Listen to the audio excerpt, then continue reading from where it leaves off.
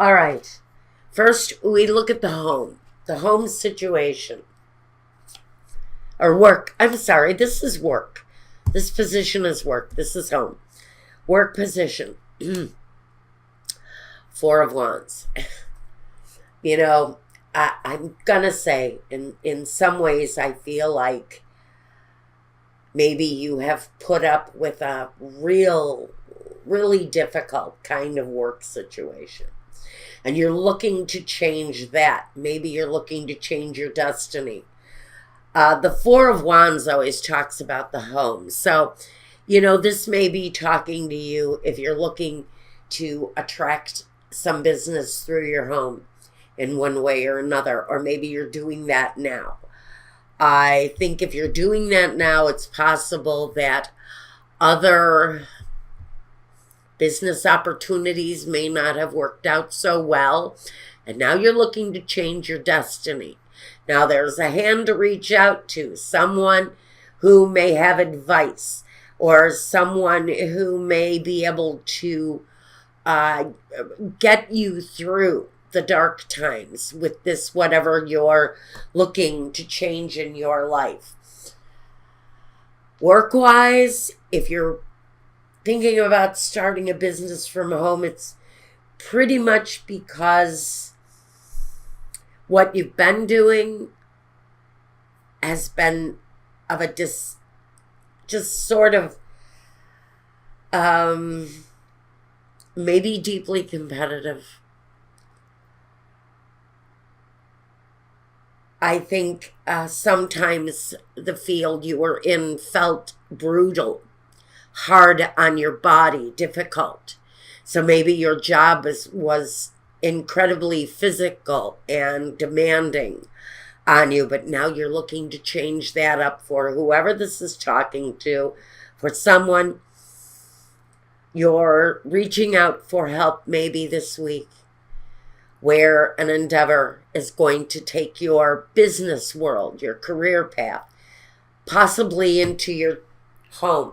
Those are changes I really feel positive. It may be something you've thought about doing for a really elongated period of time, a lot of introspection, a lot of investigation, a lot of research, but now it feels like you're getting comfortable with that idea. And I'm hearing the words, you want to get out of the rat race, which, that there's a lot of people feeling the competitive edge in their business, and wanting to switch their work environment. And for someone, it moves you into a better environment. Number one, if you take another job, this could be moving to another environment as far as work goes, maybe getting a transfer to another office. But it feels like the hard times are kind of being left behind you. Either a switch in office location for someone, or the thought is there to move your business home. Now, in the home position, the Ten of Cups and the Three of Swords. Why? Okay, for some of you, there is a heartbreak within your home.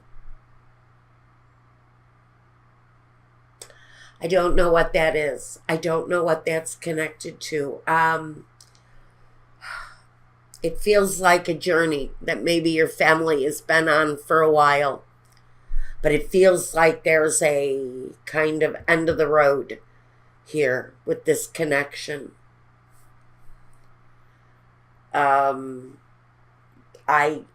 For someone, I think maybe there had been an illness, and someone may be going through some difficulties with an illness. I can see some heart issues maybe, and I usually don't do this, but that's the message that's coming. Now I'm going to say it. This can also be a betrayal. It doesn't have to be someone's physical pain. This can be an open betrayal. It in your case, if you understand what I'm trying to say here, you may be finding out that a spouse has been dishonest, disloyal, that a partner has offended your relationship in one way or another. It could be you who is rocking the boat in your family situation. But for however you read it here, there's a disappointment there. And whatever this family connection is here. Now, for some of you, again, that destiny card tells me this was going to happen. This was meant to happen. It was part of the family journey. Whatever this heartbreak was, it was part of the journey that you are undertaking right now. Your role in the situation, the Seven of Swords, that's the betrayal card, and the Ten of Pentacles, the next part of the family connection. So this may have something to do with money, finances. Is there a fight over someone's estate? The Seven of Swords, yes, that is taking up what it is that you have left after some sort of a fight or a betrayal going on within the family. This is kind of gathering up whatever is left and continuing on. So maybe that's what is going on here, but that family money connection is here. And so if you're understanding this message, whatever the deception is here is directly connected to the family contract, the family investments, the family inheritances and wills. And it's a very kind of official. You know, it's not, gee, mom just died, what she got left in her wallet. This is really somebody trying to interfere in a contractual process and come out with whatever they can acquire. You may be defending your family contract, or you could be the one delivering an offense to the family contract. It's possible here. But there's an offense going on here. It's connected definitely to whatever your family situation is. If you're still resonating with this, I would have to say your role might be defending against a theft, or it's always possible that you could be the one instigating it. And I hate that about Aries, but it's always possible. Now, it's possible that this could be going on in anyone's life. Sometimes we're forced to do what we're forced to do to benefit ourselves. This, I can say maybe there's some legal right here that's being interrupted.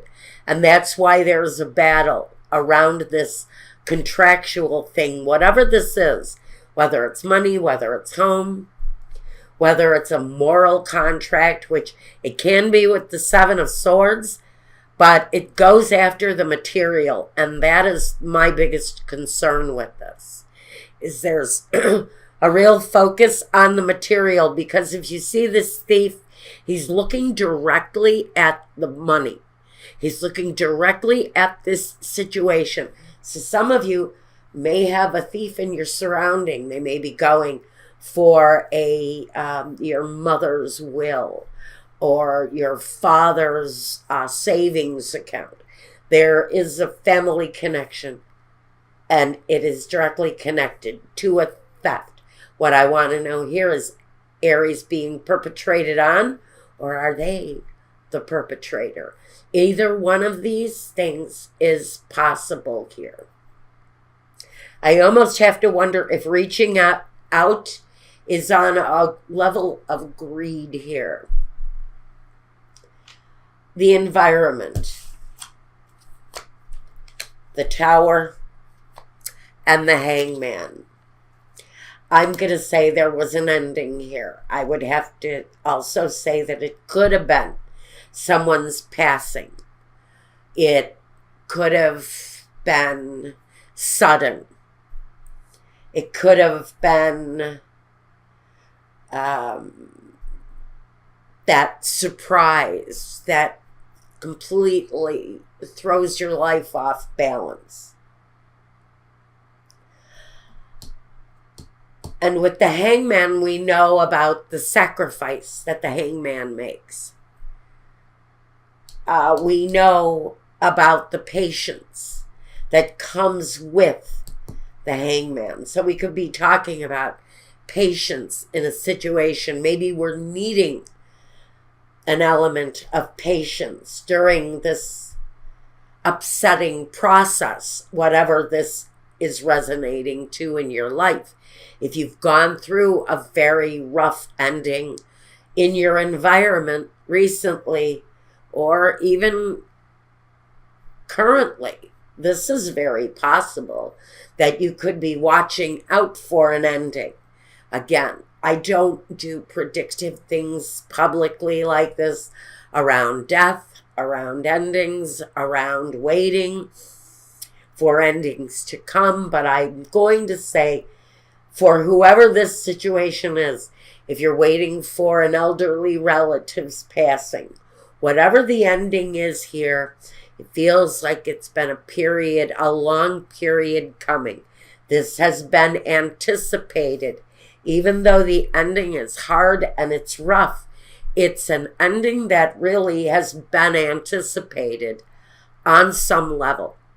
I almost feel this is a sick family member or a bad living situation. But however this plays out, there's some deceit, some theft, and a pretty rough ending with whatever the story really is for Aries here. Now, we want to take a look at the next step for Aries. The Sun and the King of Wands. So the King of Wands, here you are, Aries in your own element, taking control of the situation in order to bring the balance back to the home situation. So now I'm going to say that the next step for you is to try to bring the happy back, to try to end the cycle of misery and negativity, to bring the happy back. The happy here is incredibly important right now. The cycle of joy, of accomplishment, of freedom and free will has to come back here. That's the next step that's being asked here. So whatever you need to do to achieve the passion, the desire that is natural in you, and also bring that satisfactory joy back into your life is really the next step here. Joy, happiness, relief, and release. Now, what is your vision of what's coming? The Devil and the Eight of Cups. So, there's a situation here you may be dealing in a negative way. And even if it's a Capricorn, because we got the Devil here and we know that the Devil is always going to start, we have to just put the Capricorn disclaimer on this card because it never brings a positive energy. I would like to refocus the Capricorn energy myself. I don't like the Devil being directly connected to my Capricorn friends. I am one myself. I kind of resist the energy because I am absolutely the opposite of everything that the Devil brings. Well, maybe not everything. I do have my obsessions, but they're not unhealthy obsessions. Other than that, what we got to talk about here is what the Devil brings, and I hate to do this. But maybe what you're seeing is a bad ending anyway. Maybe no matter how happy you try to be, no matter what you do to improve this situation, it's not going to go that way. A lot of it to me feels like there's a very negative mojo in the situation. I feel there's a very almost cyclical kind of, that's it. And that's it. There is a cyclical anger going on in this situation. There is a constant sarcasm, negativity, hatefulness, anger. And that's a situation that is being asked to abandon, to leave it behind and walk towards something that has more satisfaction. You know, this devil person, if it's someone in your home that you're dealing with, if this is the passing or the death of someone that comes on cold and cruel and quick, if it happens out of nowhere, it's almost as if you might be dealing with someone who's an addict, and you see them every day, and you see them drowning every day in a pool of their own misery, yet they wake up every day. So there's that kind of dichotomy where you expect one day that energy just isn't going to wake up, but then they do every day, and you're feeling like, okay, but you're chained to the cycle. You're chained to the cycle of, oh, they're doing it again. Will they or won't they? Oh, they didn't. Okay, they're all right. The situation is all right. But it's a daily pull through that muck that maybe you need to leave behind, because in one way or another, there is an ending here. It's cold, it's cruel, but it's freeing. When we have the Eight of Cups, what we unchain ourselves from here, whatever the vision of walking away from is, this is your vision. It's walking away from it, but what are we walking towards? That's what I want to get to here.